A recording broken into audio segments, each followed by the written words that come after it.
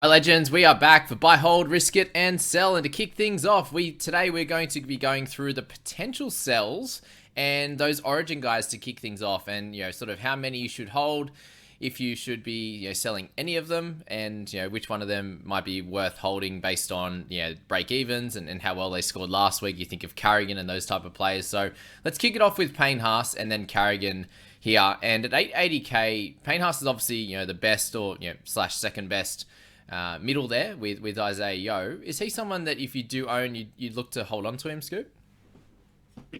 He's a very interesting one because there's two ways you could go about it. You can absolutely hold through the year because he's just such an elite keeper. You won't lose money. I'm probably going to do that. But he's going to be a main man in Origin, and maybe he'll back up and play only 45, 50 minutes instead of 60 minutes. So he might be losing a little bit of cash and you can pick him up at the end of Origin. But then again, he does have that late buy. So you can go both ways, but especially if you're on the lower side of trades, I would lean towards holding.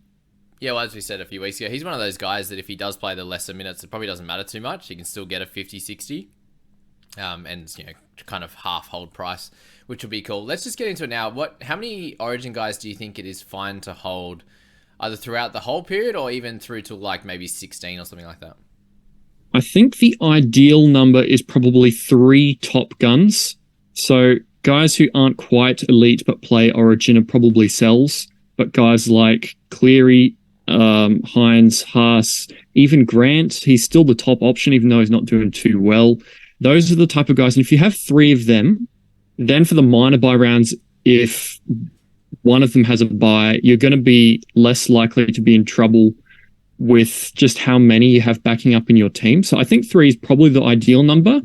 You can do 4 if you're playing super duper well, but you will be risking a couple of things in the backup week. Yeah, I completely agree with that. Yeah, and then obviously, if it is 4, then 16 and 19, it's pretty tough as well. I think to be able to do that strategy, then you probably do need a bunch of trades. It's an interesting one because like you'd suggest if someone had very low trades, and it's like, oh well, don't trade out your Origin guys. But then the same notion, if they have lots of trades, then you can afford to kind of use some extra trades to get them in and out. So it's an interesting one, how that's working out. The other option there is to go, if you have low trades, you come into this week with 10 or 11 or 12 or something like that, then it's like, oh, well, yeah, you should probably sell a few of them so that you can get good coverage over the buy period as well. There are a lot of strategies to do this, hey? Yeah, definitely. And especially for some of the Origin guys who are playing this week and have a buy in 16, a little bit like Damien Cook, even if they do end up going back in Origin or things happen, if you get them playing when you want them, it's going to be good now rather than later when it's a little bit hard to predict if Queensland or New South Wales change things up or win or lose. Yeah, and definitely have a look at guys if they've potentially backed up regularly before from Origin, or had their team sitting on the ladder, like someone like Tedesco this week.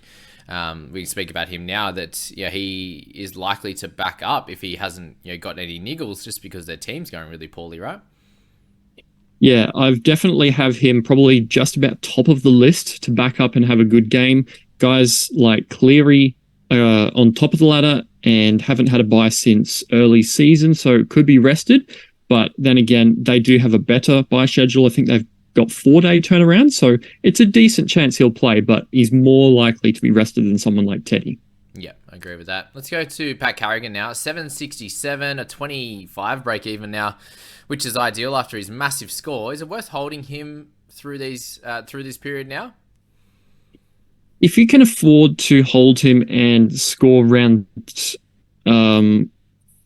if you can get 12 or 13 scorers this week with Pat Carrigan still in your team, I would probably hold him because he could balloon up to over 800k. And then if you don't like what's happening with Origin, or you really want somebody in round 16 because the round 16 middles are going to be really tough, he might be round 16 sell at maybe 50k more than he currently is.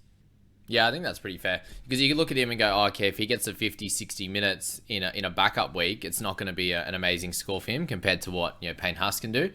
But, yeah, as you said, if you have already enough cover for this round, then, yeah, maybe it's just round 16. You move on from him because he can make a little bit of cash over the next few weeks, score well enough, and then, yeah, you can move him on there. So They have, just 16 and 19. So, either one of those is fine. But, maybe if he's like you've got Cleary, Dave Fafita and Carrigan, or, Cleary, Haas and Carrigan, then that could work as well. But obviously, the other thing with that, you probably don't want too many Origin guys in one position together that are going to miss 13, 16, 19 and then potentially not back up either, because you could be in real strife if, Carrigan and Haas aren't named. You have both of them in round 14 and then you're scrambling to try and get, a full squad in 14, sorry. That could be, something to think about as well.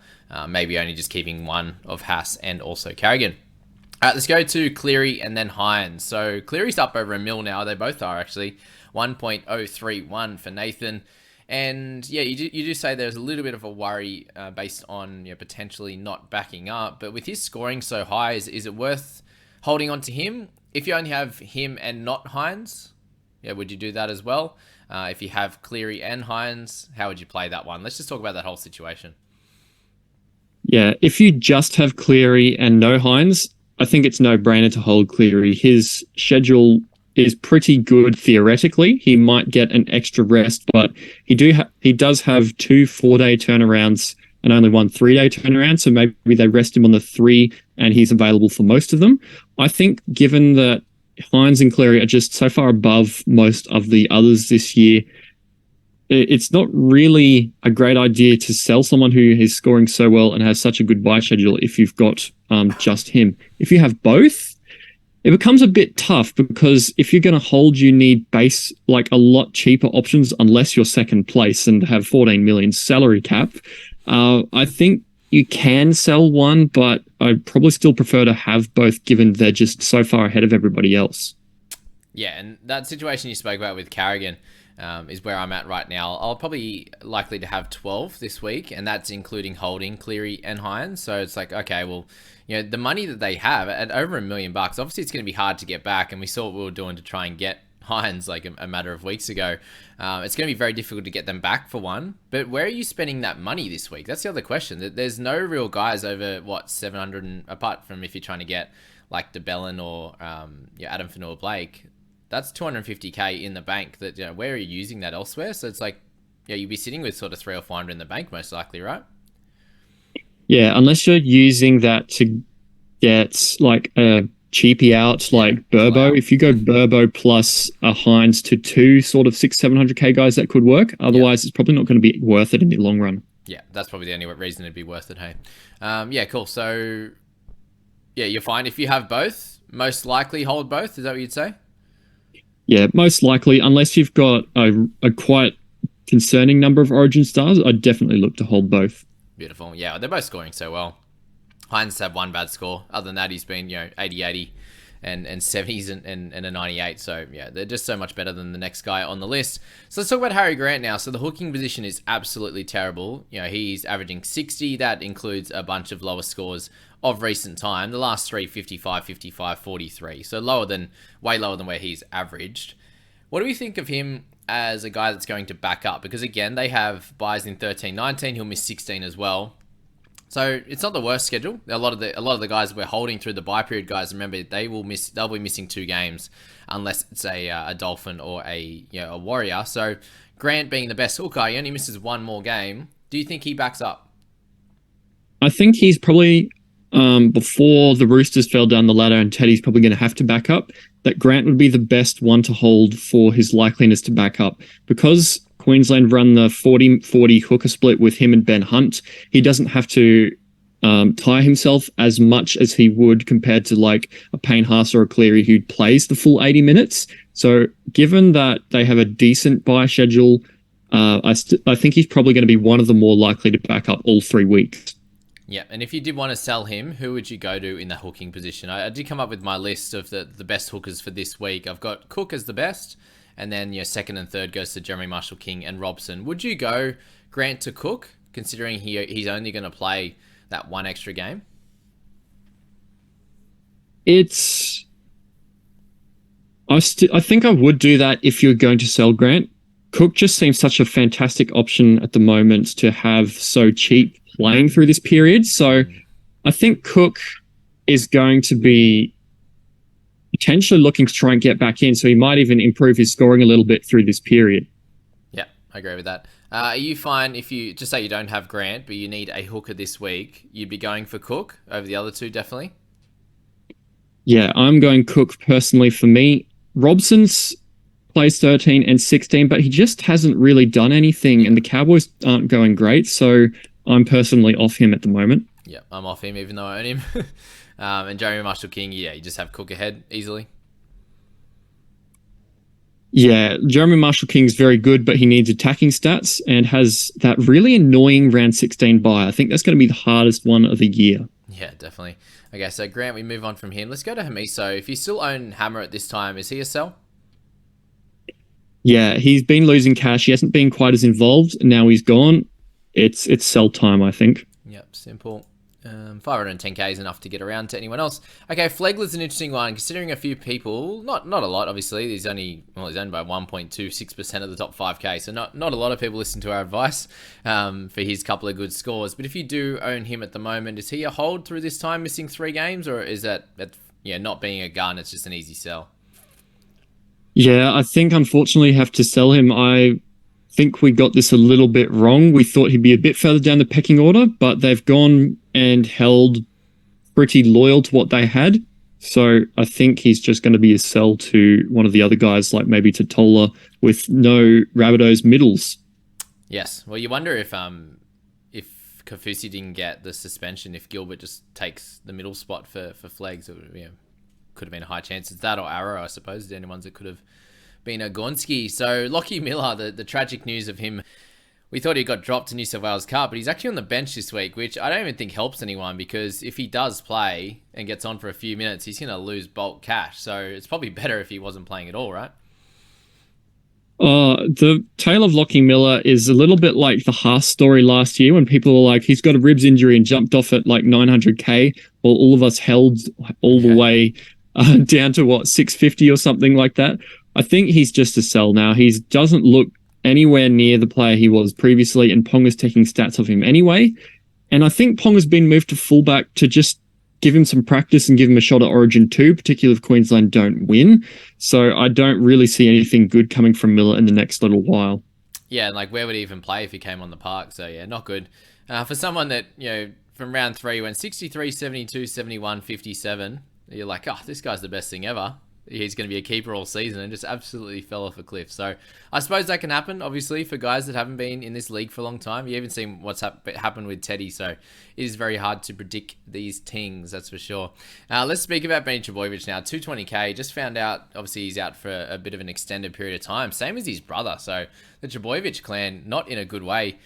He's just is he a sell, or do you just have to kind of just sit him there and, with his dual position and stuff, just muck around with it? I think if you can get rid of him, he's probably one to look to get out of your team. His duel isn't really useful if you're not actively moving around players that you already have that are dual positions. So I think it's just a sad one that we accidentally couldn't see coming, and I think he is a sell. One interesting thing to note on Burbo's profile, however, if you scroll a bit down, you can see that little purple eye.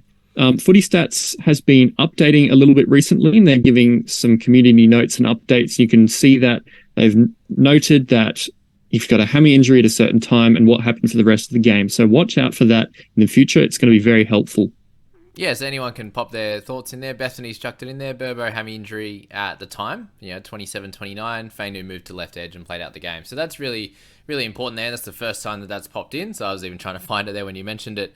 But very important note to have. And and is that easy to do yourself if we want to do it? I'm not sure yet. I think it's still in development. Okay, but yeah, he does a great job. The guys that run this page. So a big thank you to them for all their help. Let's go to Madison. We just found out that it sounds like it's about 4 weeks for Matto. So clear sell. Moving on. Yeah, well, the only appeal through holding would be round 16, and that's probably not going to happen now. Yeah, 13, 14, 15, 16, yeah. Yeah, and that'd be touch and go, and minutes probably aren't there either. So, sweet, let's go to your team now, mate. So you moved up this week, which is good, into 400 rank. A good improvement with 975. And you're saying you're probably looking at about 12 this week with some trades? How many trades would that be?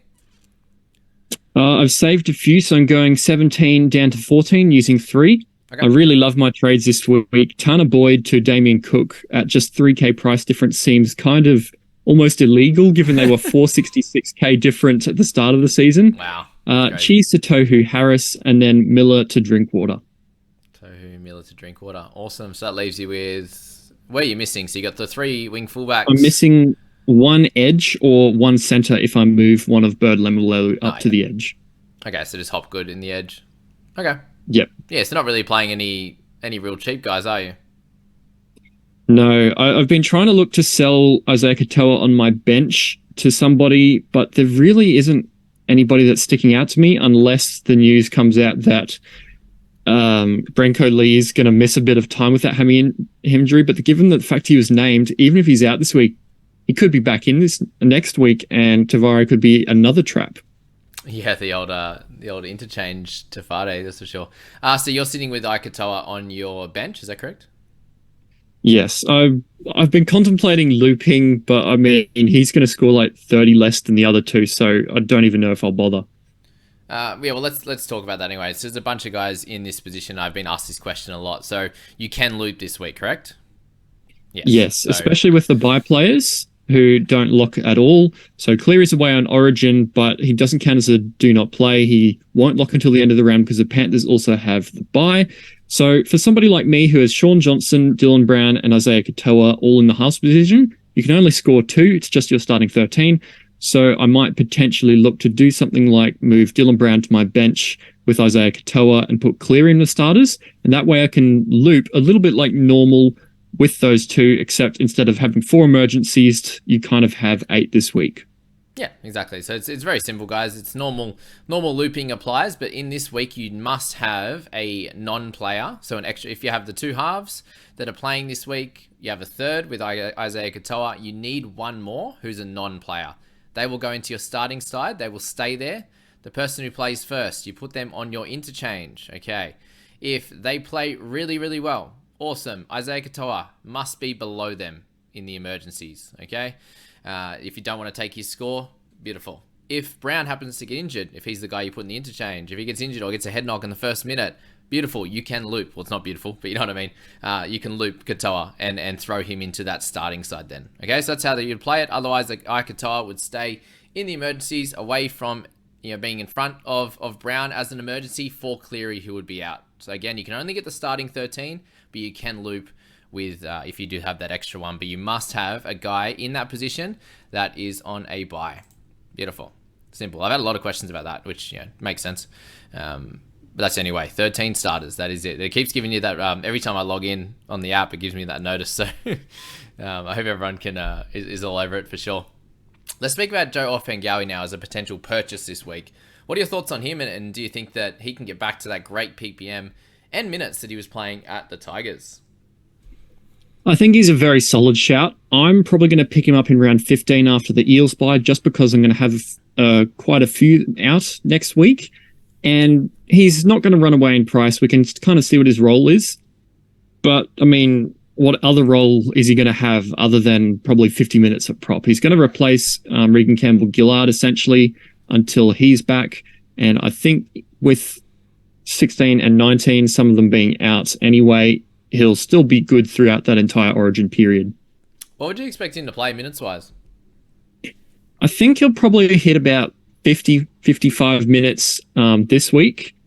And in the weeks where Paulo's back, he might play a couple less. But the only real concern for him and Hopgood really is when both Madison and RCG are both fit, and then their middles become a little bit crowded. Yeah, again, it's probably likely to be after the bye period, right? Which we encounter issues, so he'd like to be traded out by then. Let's speak about Tatola then in the mids at 463k. Has a nice break even now for us, anyone looking to bring him in.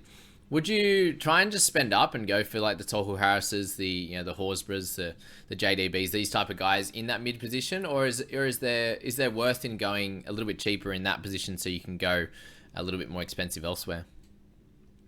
I think it's really good to go for those near keeper or like discount keeper or gun options if you can, because we're starting to get a little bit lower on trades. Our team value is starting to get hopefully up around that 13 million or above mark. And we really want to start finalizing some players that are going to be in our teams for the rest of the year. So ideally, you'd go somebody like a Tohu Harris or a JDB if you don't have him already. But if you don't and need some cash gen, or are looking to upgrade big in another position, so like you might even go Burbo to Jack Bird if you don't have him at the moment and you need a Tatola instead of one of them to do that.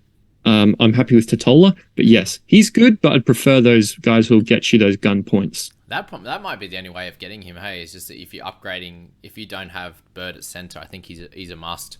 So doing that would be great. Tatola probably has 100k in him, at least you'd say, if he can continue to hit about, let's just say he hits at 44 every week. That's over 100k. So there's definitely some value in that. There are a bunch of people that have brought him in. 9 of the top 100 have him, and he's going to be doing a solid job for him, making money, doing a job over this period. Missing one of the next 7 games, 6 games for him, with one bye in there until round 20, and you'll be moving him on in 20 anyway. So he's definitely going to do a job for anyone who wants him.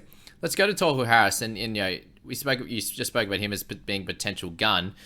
At 670k, someone that could be priced at about 750, 800, is it just a no-brainer to get him in? He only has that one bye all the way through until round, what do they have, round 21 as well? Is that right? Yes, he's got the round 16 bye, and that's the only thing against him with so many out, and pretty much the fact that he's got a couple of knee issues. Yeah. I like the fact that they've just come off a bye, so he's probably had time to rest it up a bit more, and I think it's just...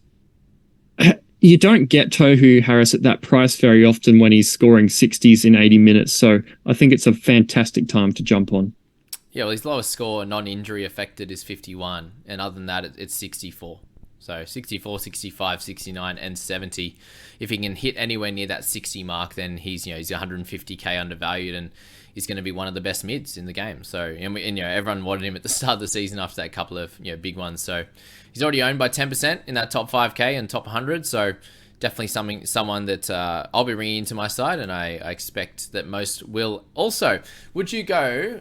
Obviously, he's a little bit cheaper than some of these guys. You've got Hopgood, you've got Jack DeBellens. Would you go Harris over those two? Or pick 2 out of the 3?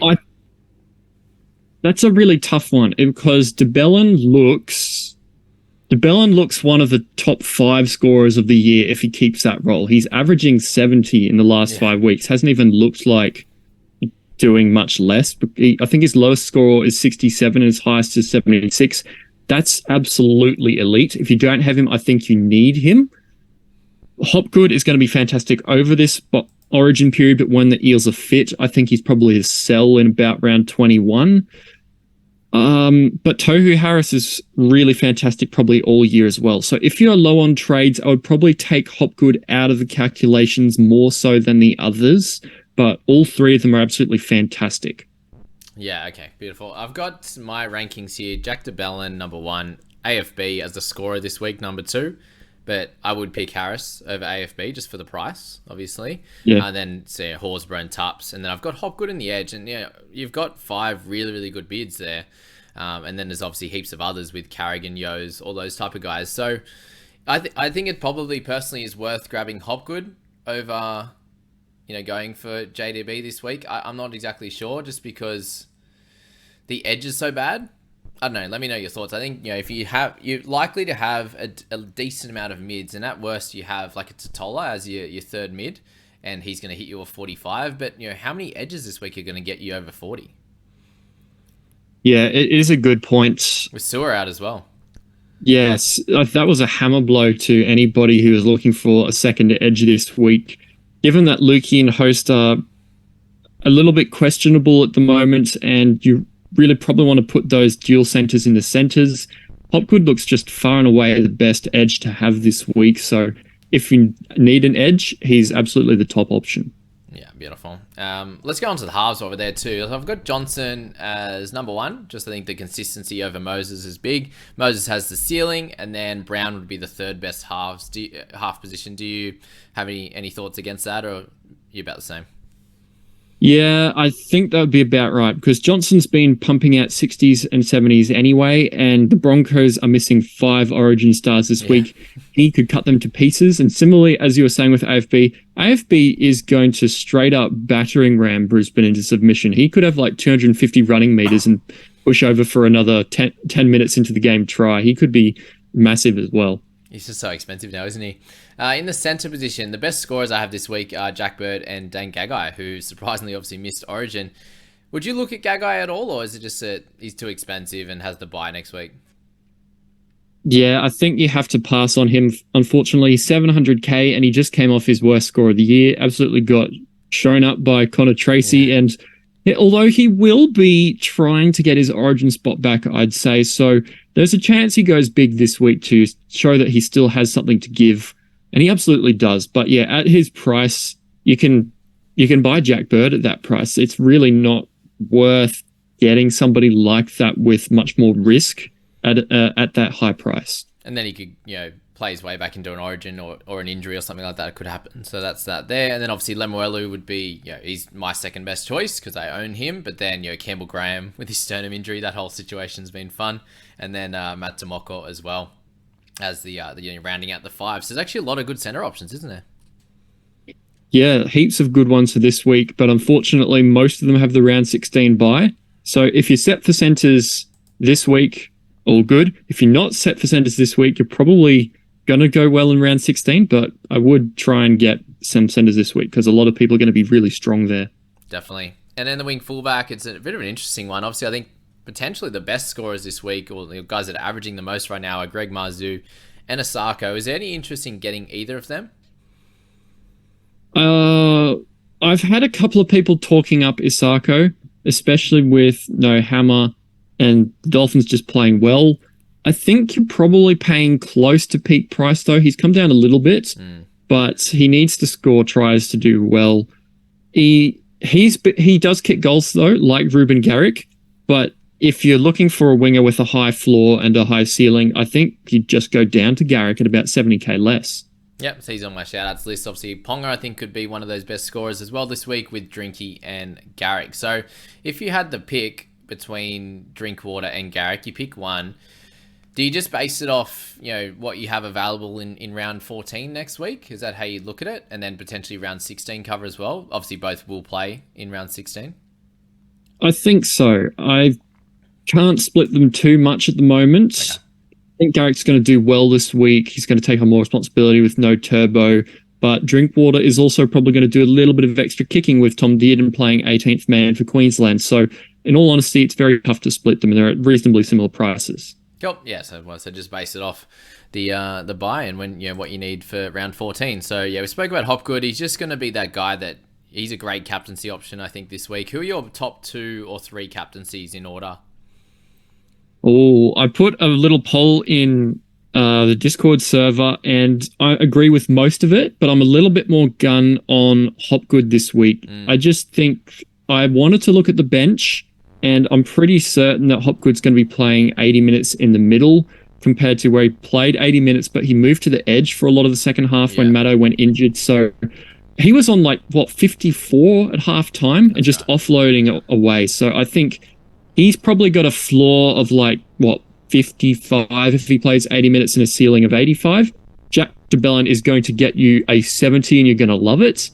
And then probably I would have third a Johnson or Mitchell Moses with that high ceiling, but a little bit lower floor again. Yeah, I'm about the same there. Hopgood, JDB, Johnson, Moses, Damien Cook as well, a solid one. He probably comes in about 4th or 5th, I'd say there. Let's talk about Tafade. If you don't own him, obviously if you do, it's fine. He'll play, he'll make some cash, but 277k coming off the bench, you just avoid him, right? Yeah, I think so.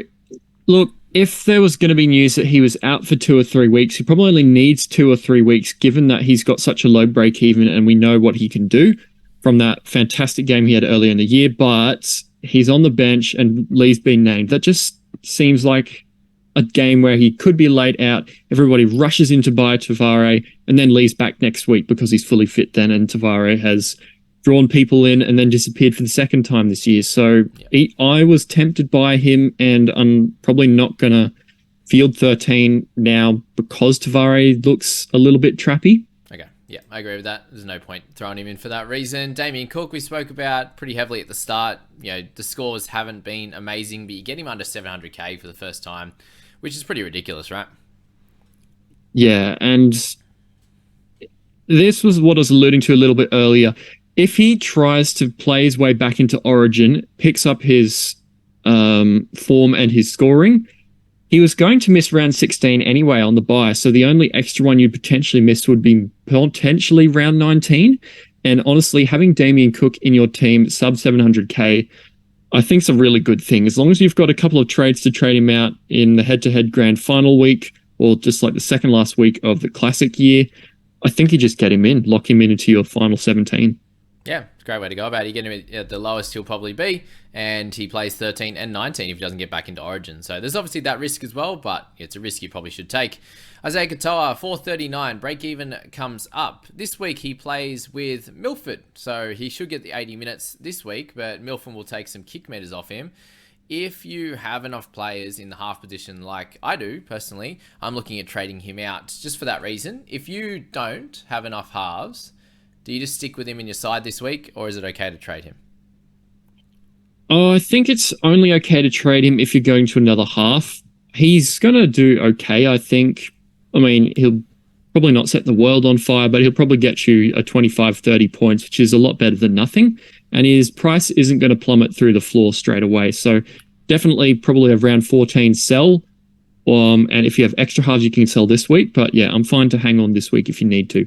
Easy peasy. Ruben Garrick, we spoke about, he's got that lower break even after that beautiful game on the weekend. That, you know, when he grabbed it from, you would have loved it on your side, obviously, when he grabbed it from dummy half there, went right and you know, went the length of the field, passed it to Sabi, the quickest man on the planet Earth. For that try assist was delightful there. So you're obviously high on him. Would you suggest him as a buy for everyone else? I think he's a very good buy for Lachlan Miller because roughly similar price. You're going to miss round 14 with Miller anyway, and if you were planning around that and already were fine with it, you're not changing anything. So I really like Garrick plays 13 and 16. If you have too many round 14 players, you probably just go to Drinkwater, and that's really the only way you'd split them. Beautiful. I like it. All right, Chancellor Cookstar comes back into calculations, especially for my team, just at the cheaper price there. If you have the selection or the choice between, him or Kalen Ponga, who would you be going for? That's a tough one. Chance is probably going to do pretty well for you. He's going to be good coverage. He only misses that round 16 throughout that entire Origin period. He doesn't excite me too much from a money-making point of view, but he will get you those scores that you like. I don't have too many negative things to say, but he just doesn't excite me as much as some of the other options. Yeah, I completely agree with that. And I was just thinking that, just then about him or Ruben Garrick, it's just the amount of money. If you have enough to be able to grab Garrick, even though he misses 14, I think you cop that in 14, and he obviously plays in 16 when Chance doesn't. So yeah, if you have that option, then that's great. Ponga, on the other hand, is an interesting one. He obviously plays this week. And sorry, just to finish off with Chance, he's had a couple of head knocks as well, so that's something to note there as to why some of his scores are lower.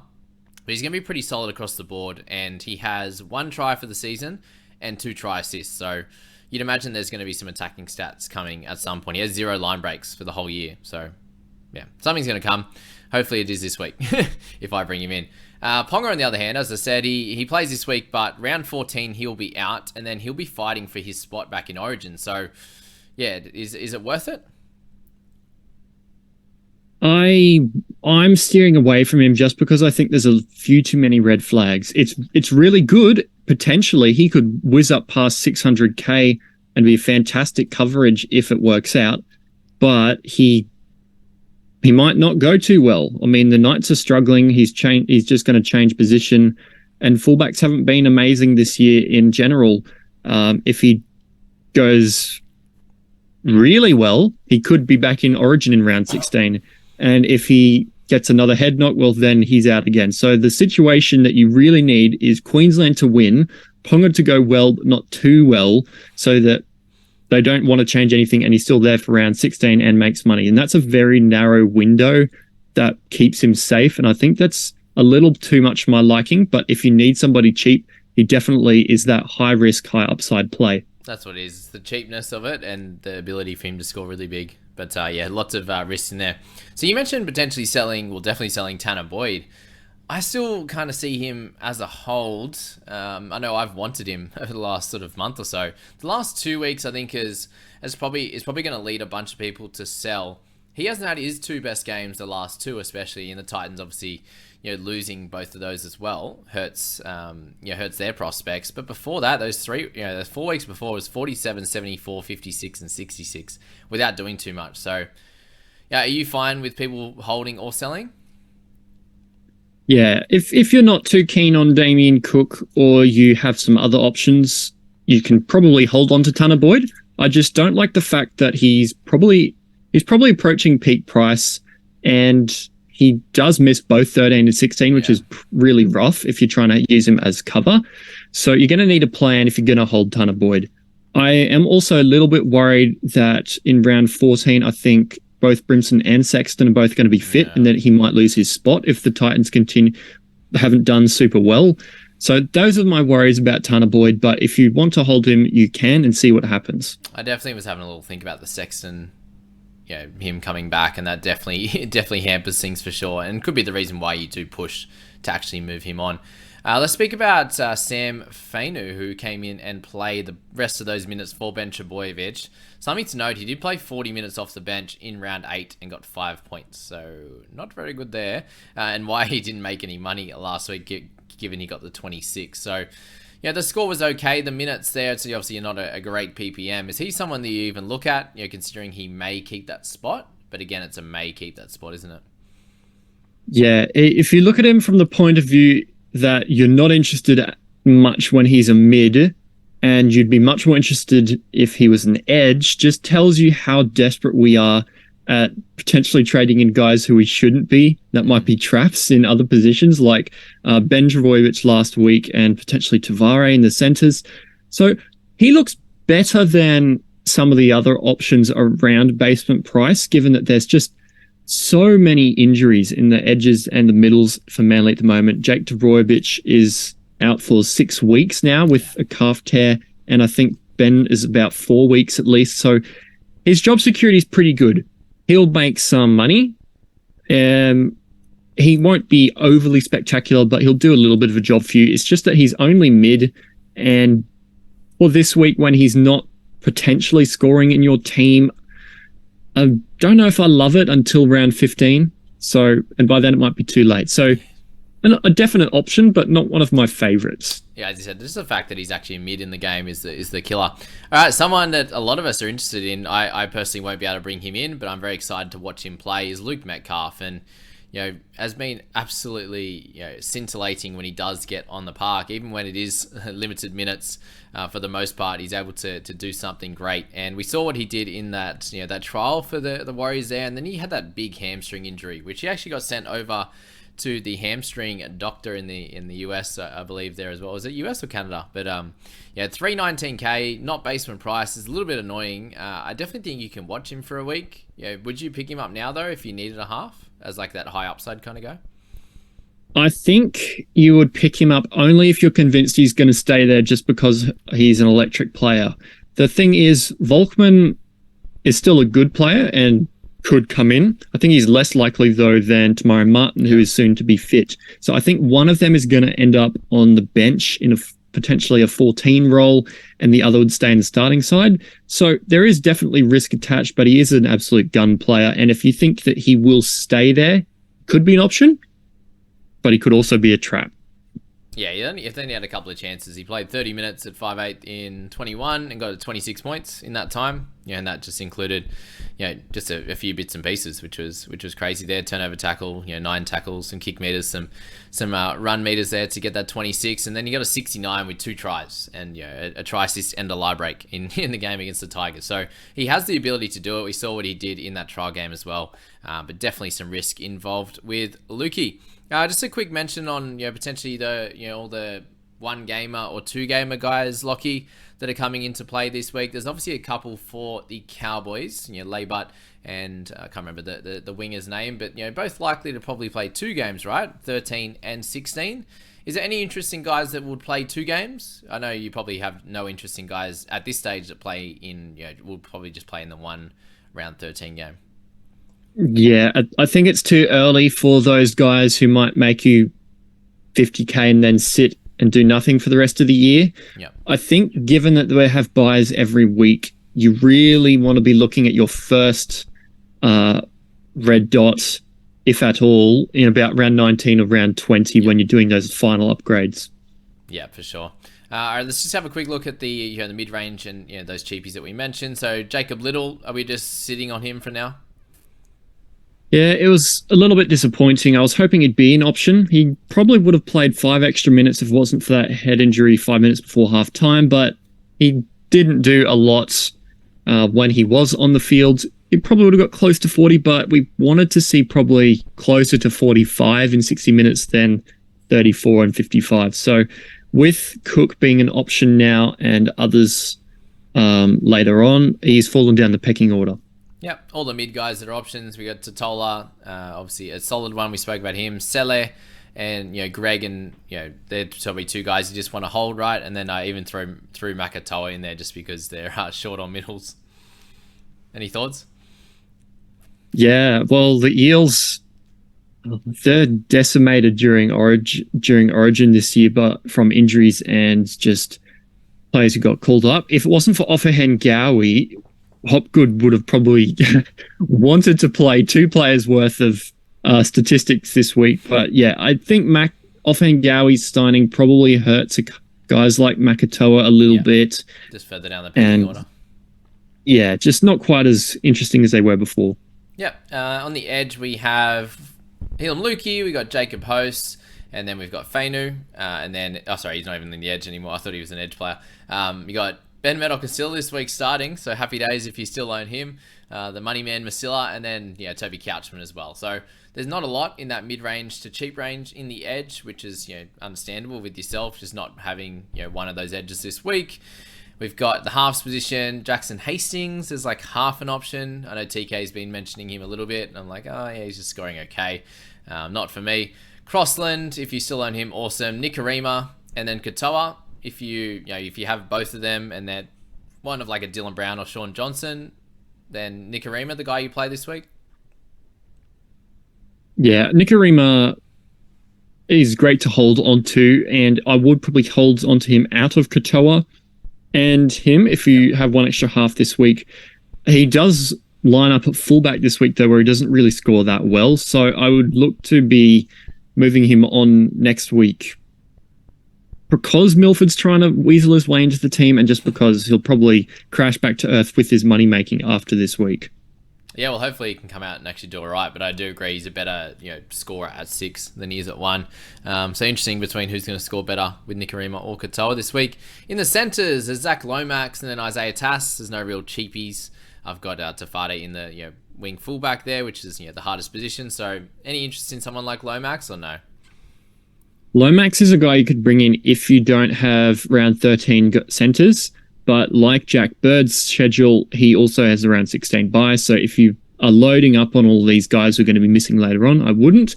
If you don't have enough to get Jack Bird, like the situation we were talking about before, if you wanted to get Jack Bird and instead of getting Tohu Harris, you could get Tatola, maybe you could switcheroo that and get Tohu Harris and Zach Lomax. He might not score that much less than Bird moving forward and has a bit of money to make. Yeah, and then wing fullback, we got Chance, obviously, Alex Johnson, who's in your squad. Do you still think he's a potential guy that you could slot in? Or he is an option, but he's probably risky given that he just needs so many tries to score well this year. I think he does go on those try-scoring runs mid-season, but he's less appealing than in previous years. Garrick and Drinkwater probably above him. If you have Johnston, you're probably looking forward to a few price rises, but he's not as enticing to bring in some of the others. Yeah, and then you've got Kohler, who is like an okay option at best, and then KO Weeks. So with KO, he's going to be playing 13 and 16, likely, in the fullback position. Do you think that's enough, getting 2 rounds out of him in 2 big buys at 250k or 60k, whatever he is? Is that worth it to bring in or no? I kind of don't like him. Hey, he just seems like the guy that will disappear in the weeks that it's not Origin. And when he played fullback in round 9, he scored 23 points in 80 minutes. So I'm really not on board the weeks train anymore. Yeah, he just that kind of turned a lot of people off for sure, and that it turned down his money making as well. So that's that video, guys. I hope that helped. It's pretty sure we've covered everyone or anyone that's of relevance in round 13, but just make sure you are looking forward to round 14 and how many guys you have out in that one, and just looking at what you could potentially score in 13 and 14. I think for these 2 weeks is going to be really important. Don't sabotage 14 just to get 13 a little bit better, and yeah, try and get them as good as both of them can be. I know personally I'm going to sit with 12 this week because I know that round 14 is going to be pretty good, and then hopefully not really making many trades in 14 and 15, so then I can trade heavy again for 16, considering I'll be down to I think 11 after this week, and scoops down to 14, which I think is a great position to be in. He'll be able to do that. Yeah, you might even be able to make a couple of trades next week as well, and also 16. So play it by you where you're at in regards to trades, guys. And both Scoop and I wish you the best of luck heading into the dreaded bye period. Oh, we love it, right? As guys that play and love studying it. It's a tough but fun part of the year. But I know a lot of people hate it, right? Yeah, it's tough. The planners are going to shoot up the ranks a little bit in upcoming weeks. And if you've taken some of Jamie's advice and mine a bit with those other videos, you should be reasonably well planned and ahead of most of the others anyway. Good stuff, guys. Thanks again and good luck.